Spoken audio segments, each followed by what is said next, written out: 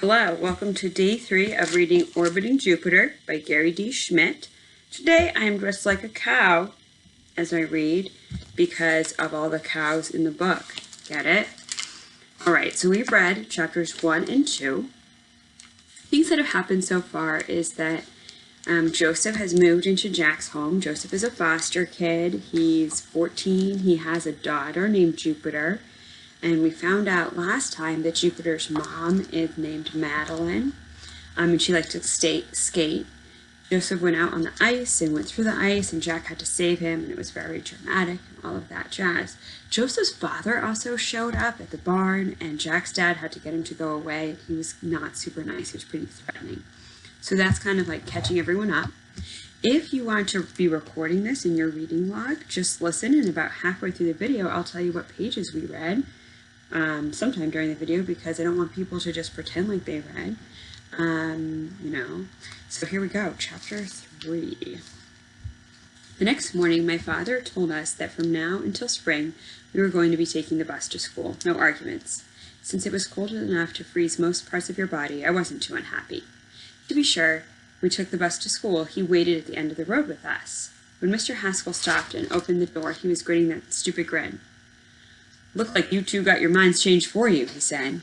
Joseph got on the bus. He walked all the way down the aisle and sat in the last seat.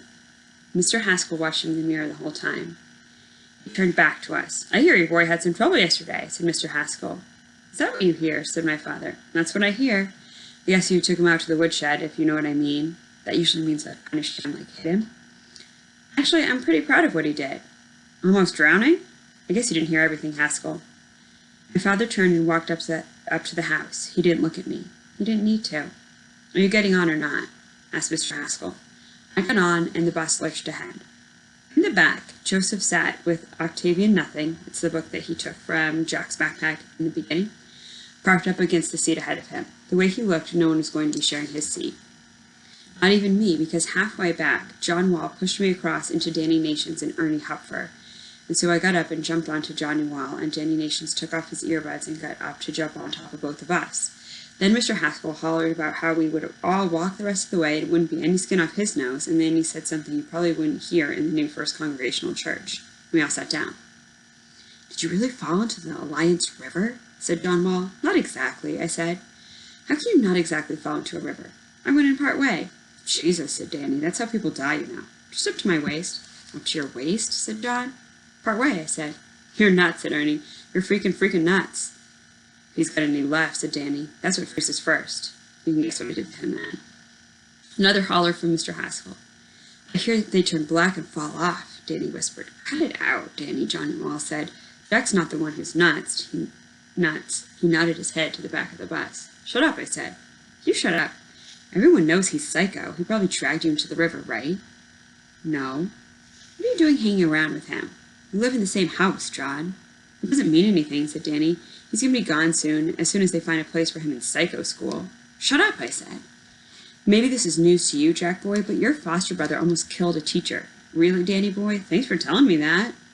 "Every girl in school's afraid of him," said John. "No, they're not." John and Ernie and Danny nodded. "Yes, they are," said John. "That's crazy." "What's crazy is what will happen if some of the 8th grade guys ever find your psycho foster brother by himself. And you know which 8th grade guys I mean. That's what's crazy." I looked at him. "Don't you know?" said Danny. "Know what?" "Don't you know what he did to Jay Perkins?" "What?" "They were into Olney's class. Jay said something about Psycho Boy about his girl, and in like 2 seconds he had his hands around Jay's throat." "That's not true," I said. "Ask him," said Danny. "I'm not going to ask him that." Danny shrugged. "All I know is that Jay Perkins would be dead right now if it wasn't for Olney. And since Olney blamed Jay for saying what he did, nothing happened. But that doesn't make any difference." "What's that supposed to mean?" I said. "It means Jay Perkins is telling everyone how he's going to bust your foster brother up." John nodded. "Psycho school better start looking pretty good," he said. "You know what they say in books about your heart stopping? It's true. It can, and it does." Then he put his earbuds back in as the bus leaned over toward the right when we turned by Old First Congregational Church. I stood and went to the back of the bus. Joseph looked up from Octavian Nothing when I got there. "Move over," I said. He looked at me a long time, and then he slid over. And that's how he rode the bus the rest of the way. Mr. D'Aulnay was waiting for Joseph when I got off Mr. Haskell's bus. He nodded to me and reached out to take Joseph's arm. Joseph took 2 steps back. "It's okay," said Mr. D'Aulnay. "It's okay." Joseph waited. "Let's talk before the bell rings." They went together, Joseph walking behind Mr. D'Aulnay. I don't know what they talked about, but before PE class, Coach Switek gave Joseph heck. "What did you think you were doing?" he said, awkwardly. "But you can hear everything in the gym anyway, you know." Joseph only shrugged. "You're never going to do something like that again. If you ever do something like that again, I'm going to personally kick you around the perimeter of this gym." Joseph looked at him.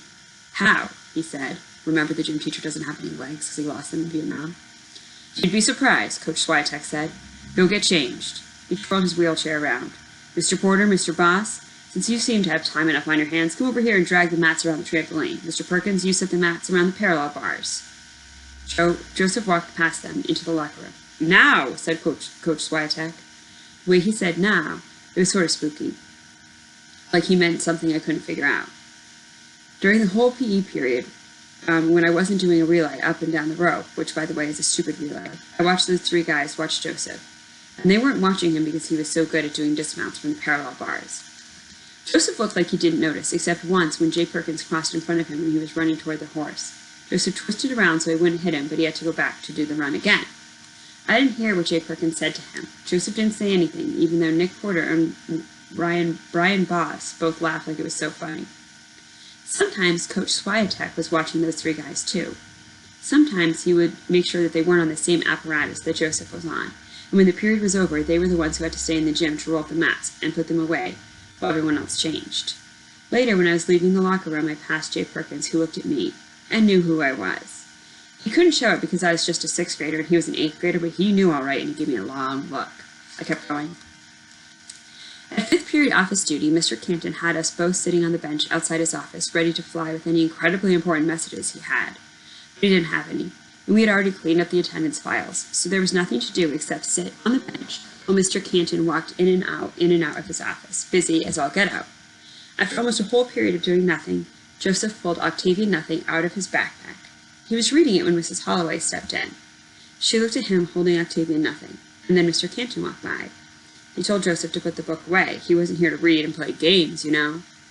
He was here to work, and you never knew when there might be an important errand to run.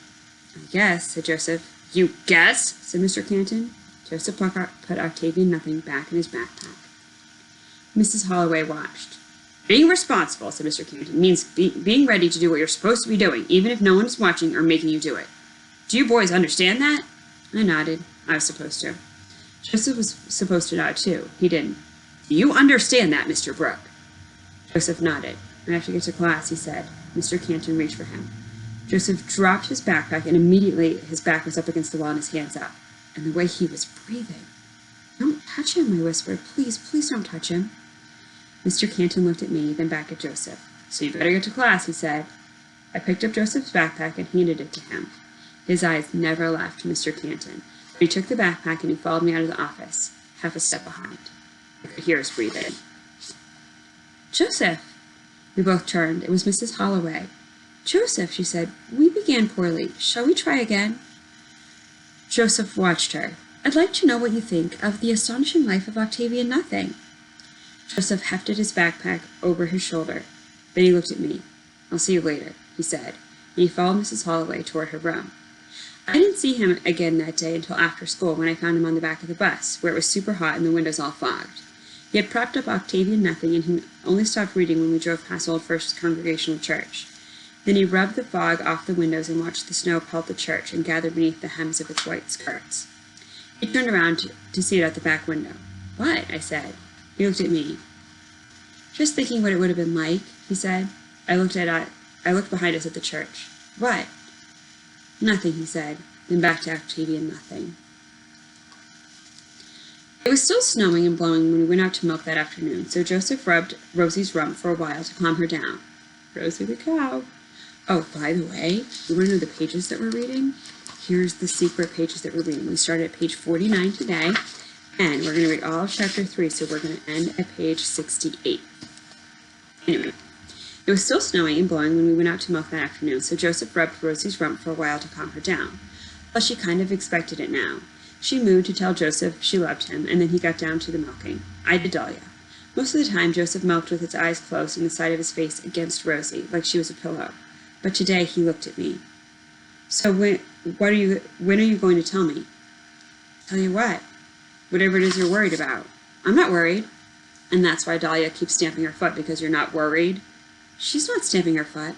Of course, right then, Dahlia stamped her foot. Twice. She's just in a bad mood, I said. Joseph didn't say anything. Joseph, you know Nick Porter? I know who he is. Brian Boss? He nodded.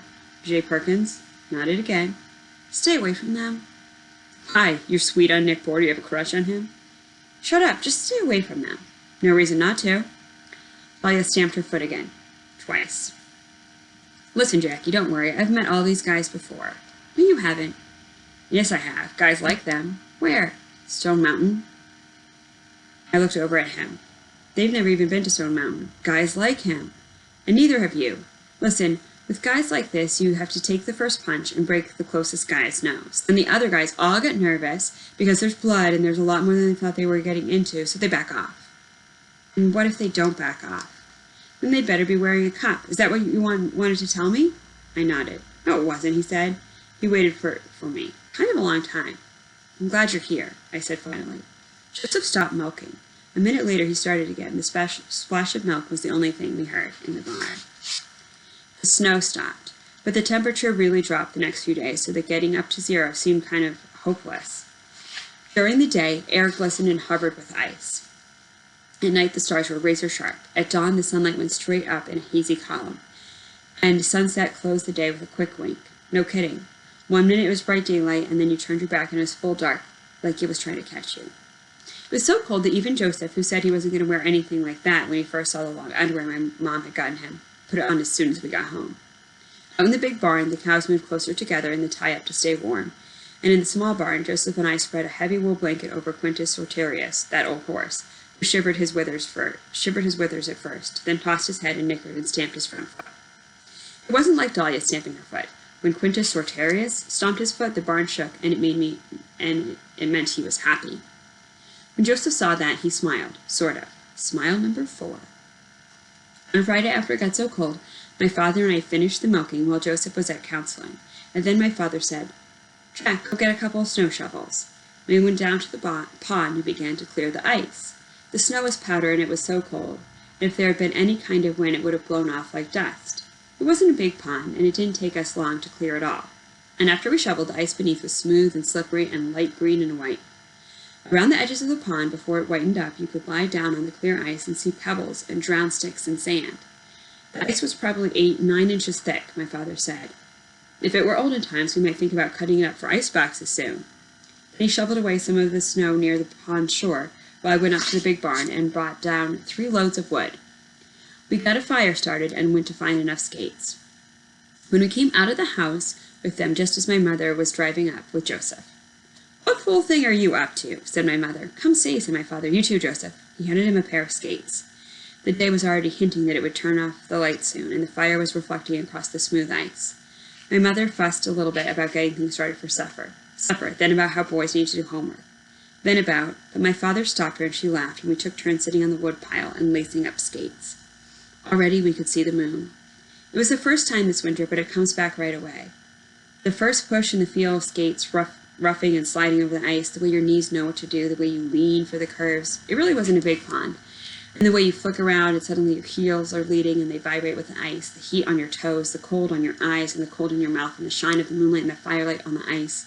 And my mother and father holding hands and skating together side by side, and the first hoot of the annoyed owl and a train whistle from far away. It was all the same. Joseph was kind of stiff-legged at first. He held his hands out in front of him for balance, but you could tell he'd done it before. He leaned into the curves like he loved the raspy sound of the blades made. Like he liked the raspy sounds that the blades made. Once he tried to turn backwards and he fell on his butt. Second time too, and a third time. So after that he skated around and around, even after my parents were off the ice and sitting on the wood pile, feeding the fire. Around and around, even after I was off the ice, warming my hands. And now his hands were at his side, and around, and his eyes were closed, and around, and we watched Joseph lean and skate. Around, and I wondered if he was skating the silver moonlight with Maddie in his mind, around and around. and I didn't want him to stop, no matter how cold it got or late. Around and around, and the sharp stars watched, and the low moon and juniper over the mountains, until he slid into the bank by the three of us, and the firelight lit him, and his face was so tight. And my mother said what mothers are supposed to say. "You're a beautiful skater, Joseph." My father stood and kicked the flaming sticks together, and threw another couple of splits on, and Joseph looked at me, and then at my parents, and he said, "I have to see Jupiter. Will you help me?" My parents looked at him, and my mother stood, and she said, "Joseph, you?" And he said, "I have to see her." And my father said, "You know we..." And then under the sharp stars and the silver moon and glowing Jupiter, Joseph told us everything. Everything. And guess what? You're going to have to listen next time to know everything he told them. The end for today. Okay.